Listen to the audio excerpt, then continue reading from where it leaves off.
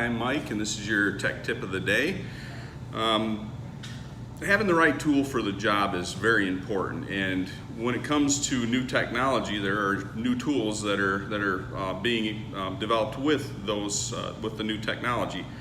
And what we're going to talk about today is the EEV, or electronic expansion valve. Now, everyone's familiar with the old thermostatic expansion valve, TEV or TXV.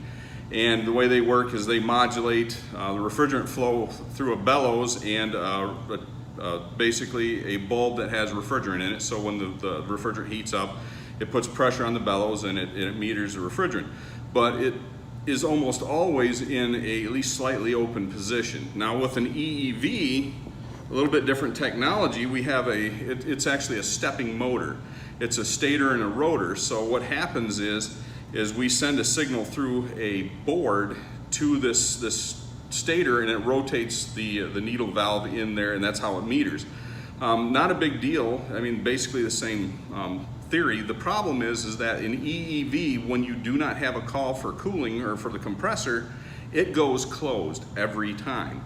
And that can be an issue when you're going to service the refrigerant side of the system. So the risks involved there is that you have pockets in the system that are closed off when this closes, and there's actually refrigerant in that part of the system, so you can't recover all the refrigerant and you can't evacuate it properly. So you need a special tool to do that, and that's what we're talking about today. This is the EEV manual actuator tool, part number 2151-021. Again, that's 2151-021, and you can get that through your local bar distributor. And what it does is it allows you to be the manual stator to actually turn this and actually turn the mechanism on the valve so you can manually open it.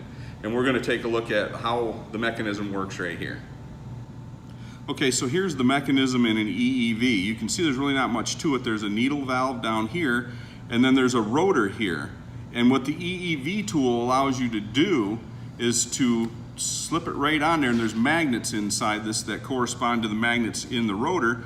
And so when you turn this, you can actually see the mechanism turn, and it's moving the needle valve down so that you can open and close it and open up the whole refrigeration system so you can pull the refrigerant out, recover the refrigerant, and evacuate it properly. Once you take this off and you put the stator back on and energize that, it's automatically going to go back to the closed position, and then when the compressor energizes, it'll energize this and it'll step back open and work just the way it did.